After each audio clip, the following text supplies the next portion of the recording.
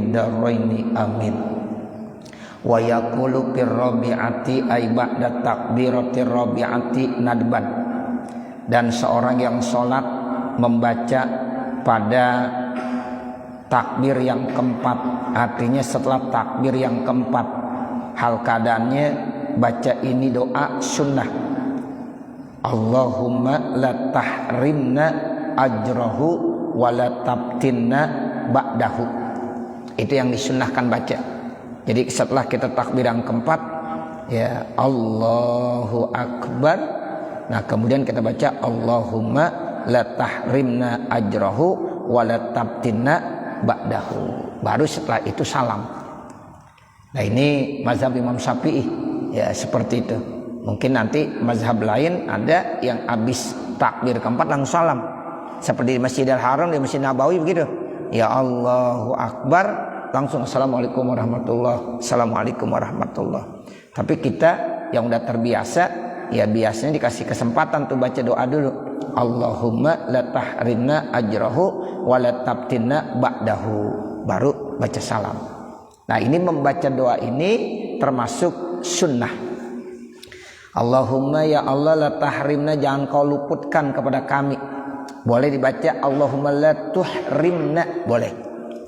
Ini kalau dari ilmu sorob boleh bacanya la tahrimna, boleh la tuhrimna. Bi fathhi ta'i wa dhammiha, taknya boleh dibaca fathah, ya taknya boleh dibaca dhammah. Wal fathu absahu, namun kalau kita baca fathah lebih fasih, dan itu yang masyhur kita baca. Allahumma la tahrimna ajrahu. Tapi kalau dia mau baca dhammah boleh Allahumma la tuhrimna ajrahu. Namun mana yang lebih fasih? Lebih fasih baca pakai fathah. Allahumma la tahrimna. Ay ajras sholati, ya Allah jangan kau luputkan kepada kami ganjaran sholat. Sholat jenazah maksudnya. Alaihi, atasnya. Wa ajral musibati bihi, dan juga ganjaran yang mendapatkan musibah dengannya. Jadi dengan kita sholat, ya mudah-mudahan ganjaran pahala daripada sholat ini bukan hanya diberikan buat jenazah, tetapi buat kita juga. Jenazah dapat ampunan, kita juga dapat ampunan. Bahkan ganjaran musibah bukan diberikan hanya sahibul musibah, tetapi buat kita juga yang sholat, mudah-mudahan ya kita dapat ganjaran daripada musibah yang tertimpa ya terhadap orang yang kena musibah. Itu yang dimaksud, ya begitu. Allahumma la tahrimna ajrahu wa la tabtinna ba'dahu.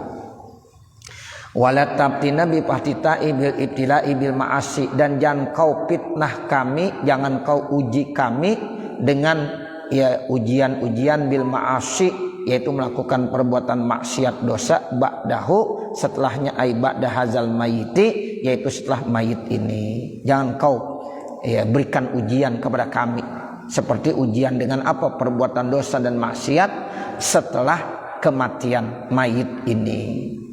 Waghfir lana walahu, dan ampunkanlah buat kami dan juga buatnya. Buat kami kita yang pada nyolatin jenazah, walahu, dan buat dia, artinya buat siapa? Buat yang meninggal dunia. Wala ba'sa, dan tidak apa-apa ziyadatu qaulihi, menambahkan kata-kata walil muslimin. Boleh baca begitu juga. Waghfir lana walahu walil muslimin. Nah, itu boleh ditambahin begitu. Wasabi'u yusallimul musalli ba'da takbiratir rabi'ati, yang ketujuh rukun daripada ya salat jenazah, mengucapkan ya orang yang sholat salam setelah takbir yang keempat. Jadi orang yang sholat tuh ya setelah takbir yang keempat mengucapkan salam. Itu rukun sholat jenazah yang ketujuh.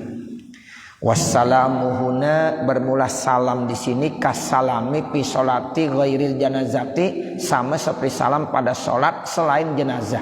Fi kaifiyatihi, pada kaifiatnya. Nah, bagaimana caranya salam? Sama seperti sholat selain jenazah. Ya, dalam sholat assalamualaikum warahmatullah, sekali. Assalamualaikum warahmatullahi 2 kali. Nah itu dalam sholat biasa. Nah dalam sholat jenazah juga sama seperti itu. Jadi kaifiatnya sama. Kemudian cara ya nanti dia menoleh ke kanan dan menoleh ke kiri juga sama. Ya itu yang dimaksud ya cara dia mengucapkan salam sama seperti salam pada sholat selain jenazah. Di dalam kaifiat kaltifatihi seperti dia menolehnya fitaslimatil ula pada salam yang pertama, alayaminihi ya menoleh ke kanannya, wapisaniyati dan pada salam yang kedua, alayasarihi menengok ke sebelah kirinya. Terus apalagi wa adadi dan terkait tentang jumlahnya salamnya 2 kali juga sama. Ai kaunihi marrotaini bahwasanya salam di dalam sholat jenazah pun 2 kali. Salam yang pertama dan salam yang kedua. Lakin akan tetapi yustahabu ziyadatu kalimatihuna disunahkan menambahkan kalimat di sini ba'da qaulihi wa rahmatullah setelah kalimat wa rahmatullah wa hiya wa barakatuh. Hanya ditekankan di dalam sholat jenazah boleh menambahkan kata-kata wa barakatuh setelah lafaz wa rahmatullah. Assalamualaikum warahmatullahi tambahin wa barakatuh. Assalamualaikum warahmatullahi tambahin lagi wa barakatuh. Itu boleh, tidak apa-apa, bahkan hukumnya disunnahkan seperti apa yang dikemukakan juga oleh Imam Ibnu Hajar. Ya, Imam Ibnu Hajar Al-Haytami ini ya sepakat ya dengan pengarang kitab ini Imam Abu Syuja dan Imam Nawawi ya yang menyatakan bahwa kalau di dalam sholat jenazah kita dianjurkan untuk menambahkan kata-kata wa barakatuh baik pada salam yang pertama maupun pada salam yang kedua. Begitu ya Bapak Saudara. Kalau tadi kan artinya dibilang sama aja. Jadi artinya kalau kita di satu kampung, di satu tempat nyolatin jenazah, ada yang salamnya Assalamualaikum warahmatullahi, Assalamualaikum warahmatullahi, nggak usah komen karena ini boleh, nggak ada masalah. Nah begitu. Cuma kalau di kawasan kampung baru dan sekitarnya memang guru-guru kita dulu ngajarinya begitu, dan ini ada dalilnya. Kalau kita baca di dalam kitab ya di sini seperti kitab Tausi, kitab-kitab yang dikarang oleh Imam Ibnu Hajar Al-Haytami, ya Imam Nawawi. Nah itu ya disunnahkan membaca wa barakatuh. Jadi boleh Assalamualaikum warahmatullahi wabarakatuh. Assalamualaikum warahmatullahi wabarakatuh. Dan itu yang saya sampaikan ke jamaah, pertahankan. Begitu udah. Ya, jadi kawasan kampung baru dan sekitarnya begitu dah sholat jenazahnya, karena kita mempertahankan ajaran dari guru-guru kita dulu begitu, dan memang ada dalilnya, ada nasnya seperti itu. Jadi kita bacanya Assalamualaikum warahmatullahi wabarakatuh. Assalamualaikum warahmatullahi wabarakatuh. Tapi kalau kita suatu saat ya nanti sholat di beberapa kampung yang memang modelnya nggak pakai wabarakatuh, nggak usah komentar, nggak apa-apa, karena memang ada juga yang membolehkan. Di sini kan dibilang sama Imam Nawawi, ya kaifiatnya sama dengan sholat-sholat ya yang lainnya. Hanya kata Imam Nawawi disunnahkan dalam sholat jenazah salamnya tambahin wa barakatuh. Terus ada yang nanya, Ustaz kalau sholat yang 5 waktu ya atau bukan sholat jenazah tambahin wa barakatuh boleh enggak? Makruh. Jadi jangan.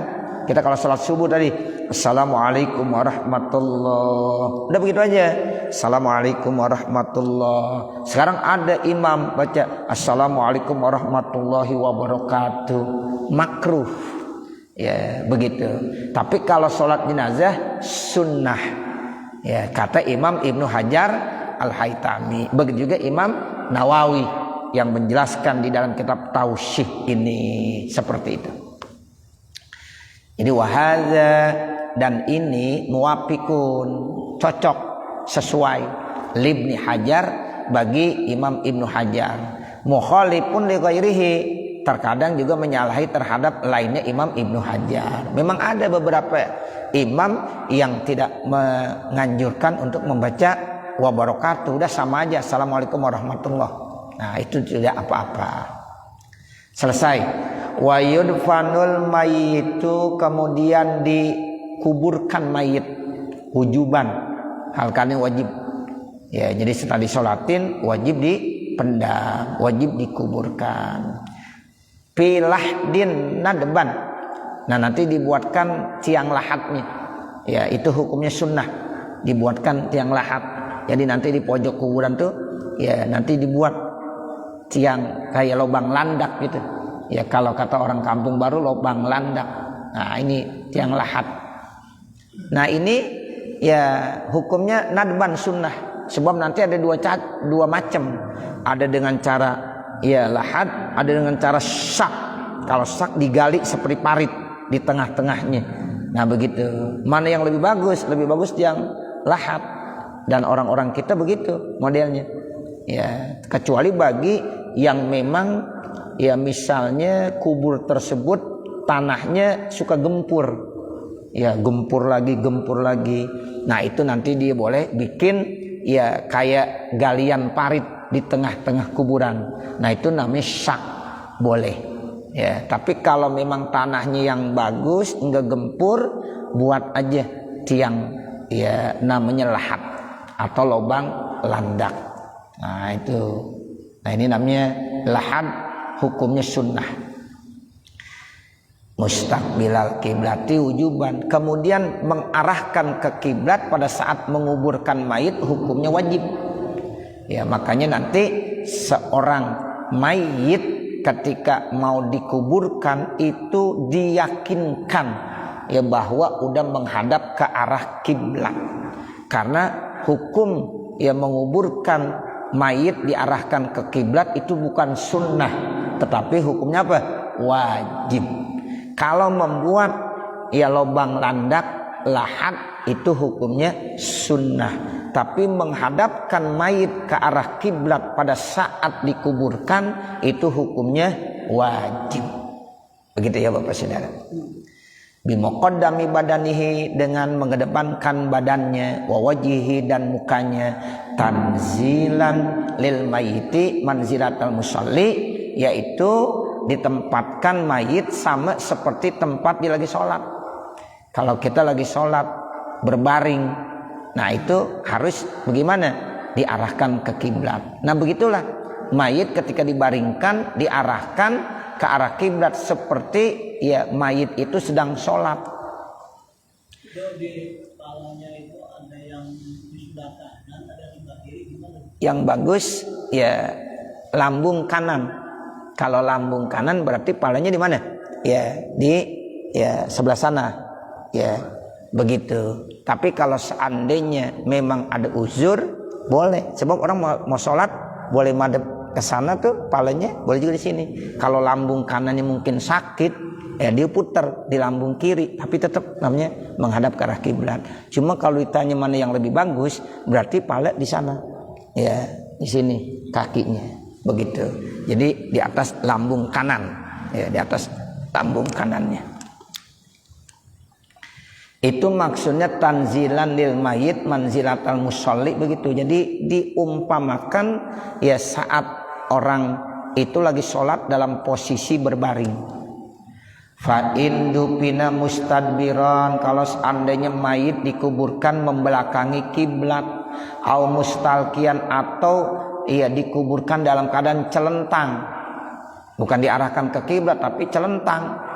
Wa in kanat rijlahu ilaihi, sekalipun dua kakinya itu diarahkan ke kiblat, haruma haram, wa nubisha, dan wajib digali kembali malam yataghayyar, selama mayit itu belum mengalami perubahan.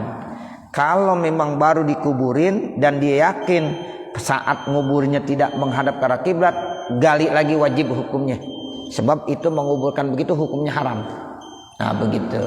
Kecuali kalau udah lama, udah sebulan baru inget, wah saya dulu nguburin kagak ngadepin ke arah kiblat.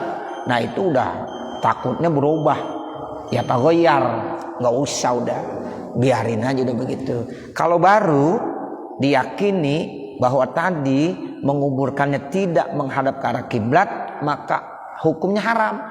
Sehingga solusinya bagaimana? Wajib digali kembali, ya kemudian dirubah posisinya menghadap ke arah kiblat. Karena memang ya menghadap ke arah kiblat hukumnya wajib. Walahdu bi fathil lami wa dhammiha.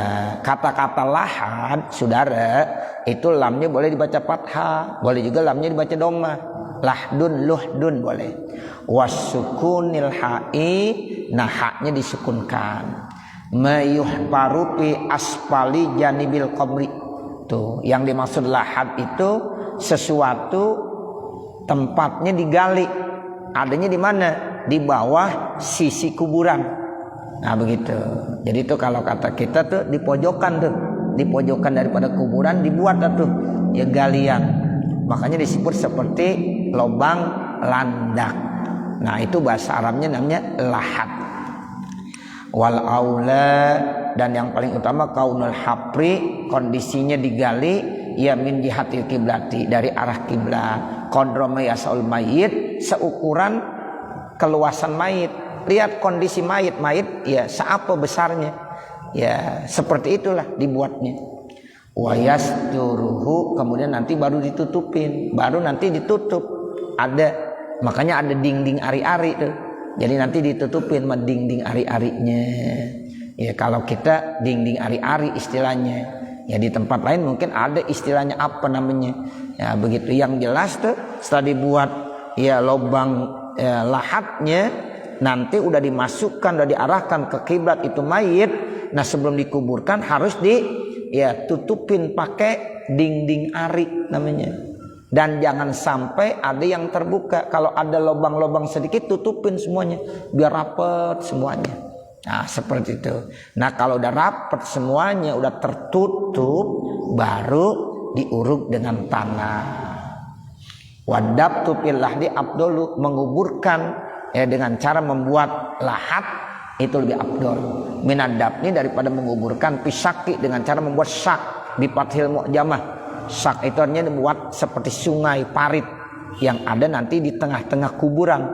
Ya setelah digali itu kuburannya di tengahnya, nah itu dibuat lubang lagi khusus buat mayit di situ. Nanti tetap dibuat dinding ari-ari juga, ya sehingga harus ketutup. Nah itu namanya syak. Tapi di sini jarang pakai syak. Kalau di sini rata-rata pakai lahat, ya nggak ada syak. Tapi kalau ada yang mau silahkan gak apa-apa. Cuma kalau ditanya mana yang lebih bagus, lahat apa syak? Lebih bagus lahat. Kecuali bagi yang tanah-tanah yang tadi saya bilang, yang mudah gempur, bikin lahat kagak bisa-bisa, gempur lagi, ya udah bikin aja syak. Nah seperti itu. Nah kalau syak itu seperti kita bikin sungai, bikin parit. Nah seperti itu. Insulibat, jika tanah al-ardu tuh, jika tanahnya itu keras. Ya, jadi kalau seandainya buminya tanahnya keras, buat yang namanya lahat itu lebih bagus. Amal ardu ruhuwatu, adapun kalau buminya yang gempur, wahiyalati tanharu, yang mudah gempur gitu, walatata masuka, dan tidak ada penahan, pasyaku piha abdalu khosyatal inhiari, maka membuat syak seperti parit di dalam kuburan tadi lebih bagus karena takut nanti ada gempur. Nah begitu ya kalau tanahnya tidak kuat. Wasyaku bermulai disebut dengan syak ayyuh piro, menggali siapa seseorang fi wasatil qabri, di tengah-tengah kuburannya, kan nahri, seperti sungai. Tuh begitu. Jadi setelah digali itu kuburan, ambil yang tengah. Nah nanti yang tengah itu digali lagi seperti ada sungai lewat di situ, seperti ada parit. Nah itu namanya syak. Itu boleh juga jalan yang kedua kalau buminya ya enggak kuat, suka gempur, suka hancur. Ya jadi dibuat syak itu seperti gali ya sungai. Wahwa, dan syak itu ima ayat pasir al hapri pakot, bisa terbatas atas menggali saja, au alal binai, atau bisa juga dibuat bina satu bangunan pakot. Wa huwa muradus syarihi, dan itu yang dimaksud dengan syari biqaulihi yubna, dibangun janibahu, di dua sisinya, ada kanan ada kiri, ya ai min ghairi haprin, tanpa ya digali, piqaril qabri, di dalam lubang kubur, au yujma'u bainahum, atau bisa digabung antara keduanya, bisa aja. Mungkin gak digali lagi, ditambahin seperti batu bata misalnya, dikeatasin, kan itu nanti bisa berbentuk sungai juga. Atau gabungan, digali sedikit tambahin batu bata. Nah itu tinggal lihat kondisi tanah di situ, ya silahkan saja boleh. Wa yuda'ul mayitu bainahuma, nah kemudian diletakkan mayit antara keduanya, ya ail bainal janibaini, antara dua sisinya, sisi kanan dan sisi kiri yang sudah dibuatkan. Nah di tengahnya itu diletakkanlah mayit. Wa yusannu ayyuwassa'a, dan disunahkan diperluas, kullum minhuma, tiap-tiap satu daripada keduanya, bi ayyuzada, bahwasanya ditambahkan, fitulihi, dalam panjangnya, wa irdihi, dan lebarnya. Kalau bisa jangan ngepas banget, jangan ngepres, ya ditambahin panjangnya, lebarnya mayit, ya dari ukuran mayit, panjangnya berapa mayit, nah ditambahin, nanti buat syaknya. Lebarnya berapa mayit, nanti membuatnya lebih dipanjangkan dan dilebarkan. Itu yang dimaksud disunnahkan diperluas. Wa yuta'akkadu zalika, dan dianjurkan itu inda ra'sihi, pada saat ya di sisi kepalanya, wa dijaihi, dan dua kakinya. Jadi kepalanya biar lebih luas gitu, dua kakinya juga biar lebih diluaskan. Wa yusqafu alaihi, nah baru ditutupin, dibuat dinding tuh, dinding ari-arinya. Ailah dua saku, baik yang berbentuk lahat ataupun berbentuk sak. Nah ditutupnya dengan apa? Bila banin, seumpama bata, wanahui, dan seumpamanya. Kalau kita bukan batu bata, bukan, kita pakai apa? Pakai kayu yang disebut dengan dinding ari-ari. Udah dibuatkan tuh dindingnya satu-satu, tinggal dipasang terus dah. Nah itu namanya sakop, ya dibuat yuskop, ditutupin pakai dinding ari. Ai artinya mimmal lam tamassahun naru wal hajaru, kira-kira yang tidak tersentuh oleh api dan batu, aula, itu lebih bagus, lebih utama. Makanya di kita kayu dah tuh, ya itu yang lebih bagus.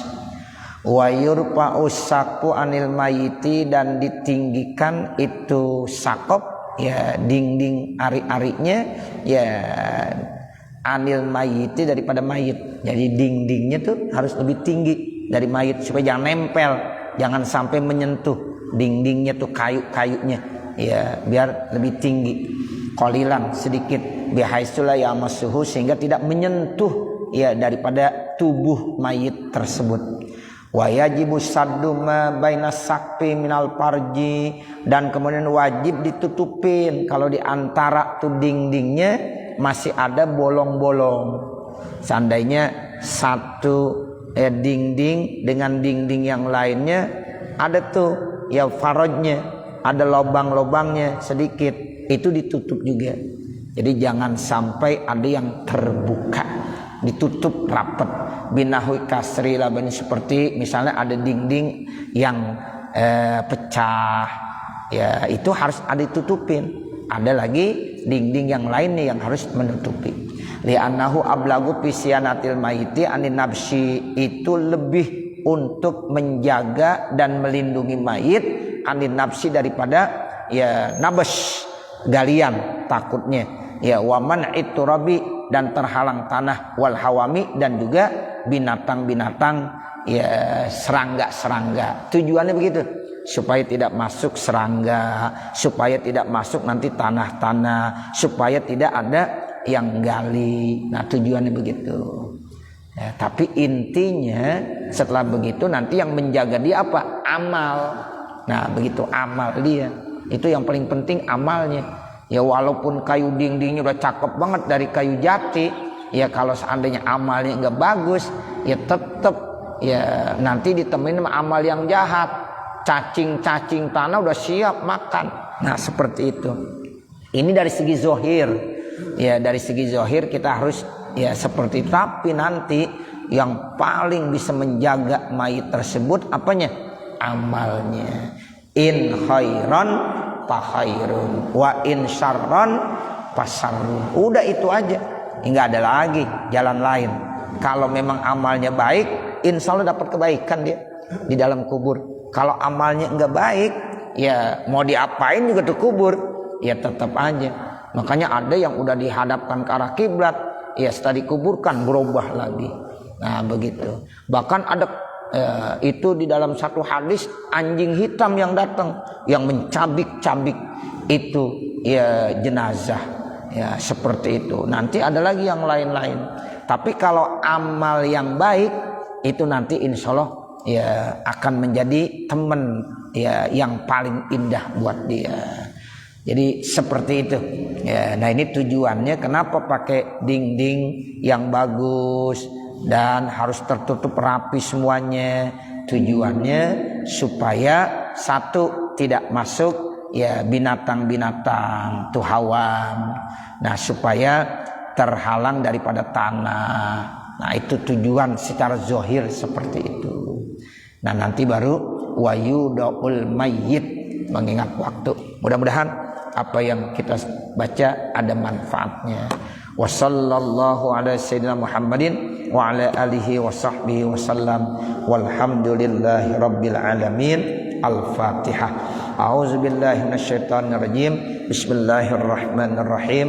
Alhamdulillahi rabbil alamin. Arrahmanir rahim. Maliki yaumiddin. Iyyaka na'budu wa iyyaka nasta'in. Ihdinas siratal mustaqim. Siratal ladzina an'amta 'alaihim ghairil maghdubi 'alaihim waladdallin. Rabbighfirli wa liwalidayya amin. Bismillahirrahmanirrahim. Alhamdulillahi rabbil alamin.